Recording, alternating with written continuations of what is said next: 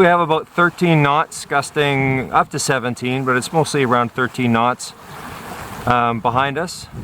And we're about 3 or 4 miles out of Ketchikan after fueling up. About, what, 9:30 in the morning, Laurie? Yeah, so 9:30. And yeah, what an awesome day. I mean, yesterday was an awesome day. This is going to be a lot of fun too. We have about 30 miles to go to a place called Ketchikan, which is supposed to be a little village, and it'll be one of the few stops I think that we do that's actually on the mainland, not an island. There's Stow Leopard, about half a mile south of us. We're crossing Bem Canal, heading towards Clarence Strait, making for a place called Ketchikan. 2 sunny days in a row, and my goodness, this is the best sail we've had in 2 weeks.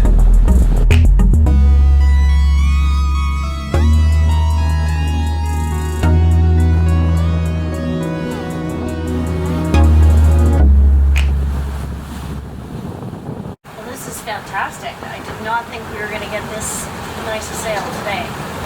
Sunshine, fast, it's fantastic.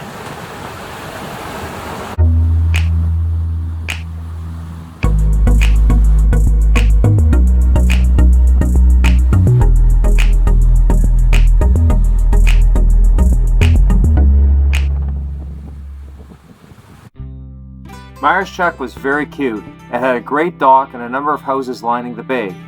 And if you went for a walk in the woods, there were some whimsical artistic surprises waiting for you to find.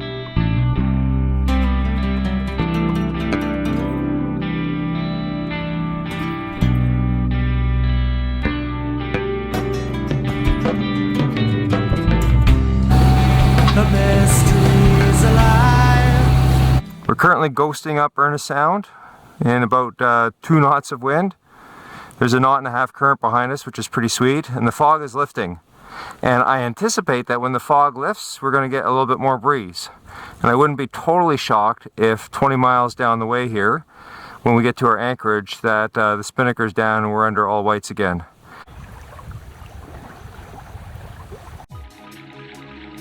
We spent the night in pretty Santa Ana Bay, which was both gorgeous and productive, with Eric and Jeff both pulling up a feast of prawns.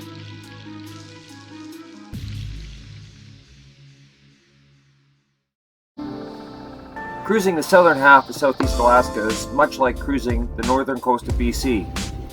The mountains are relatively low, but rugged.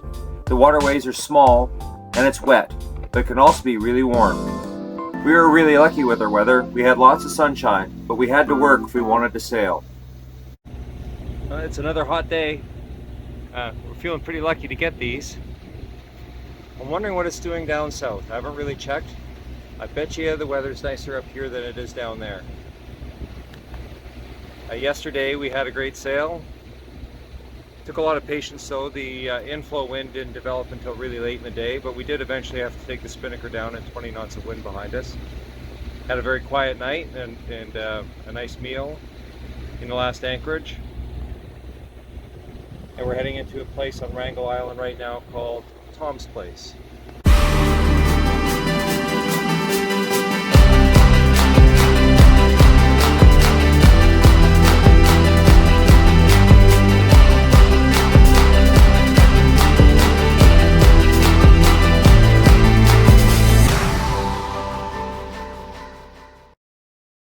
Getting from where we were in the north end of Ernst Sound into the northern half of Southeast Alaska required that we run 2 narrow passages between islands.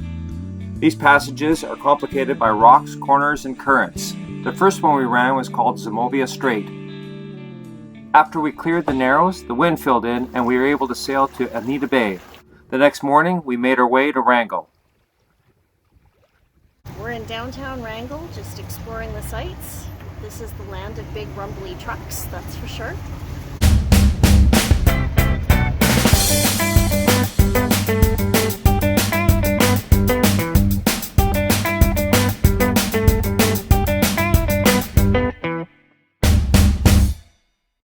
Pretty interesting walking around Wrangel. It's like the complete opposite of Ketchikan.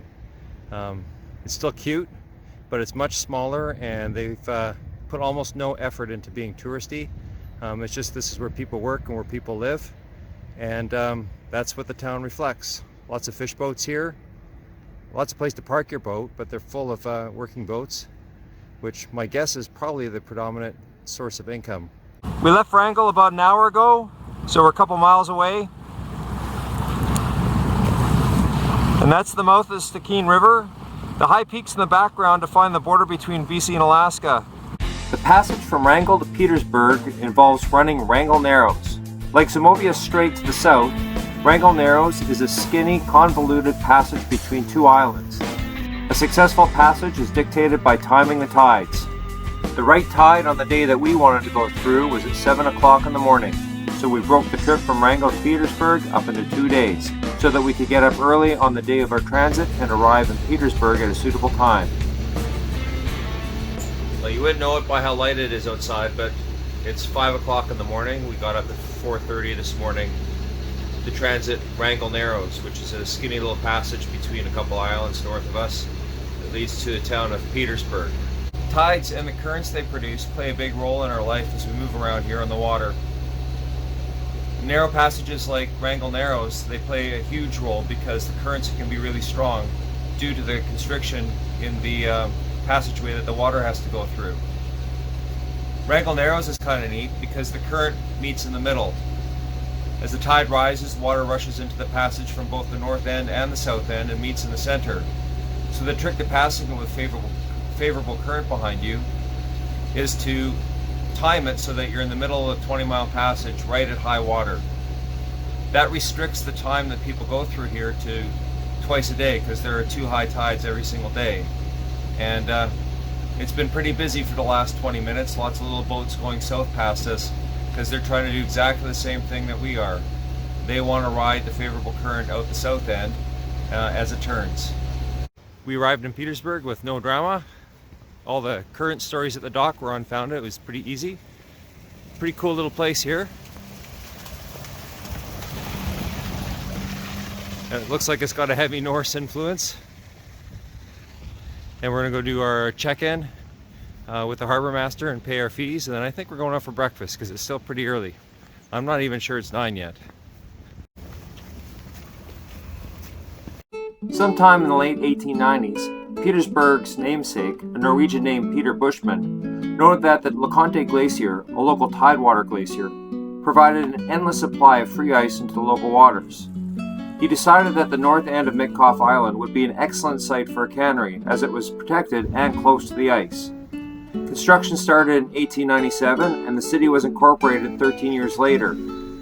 Walking around town, it's clear that the community still takes a lot of pride in their Norwegian roots.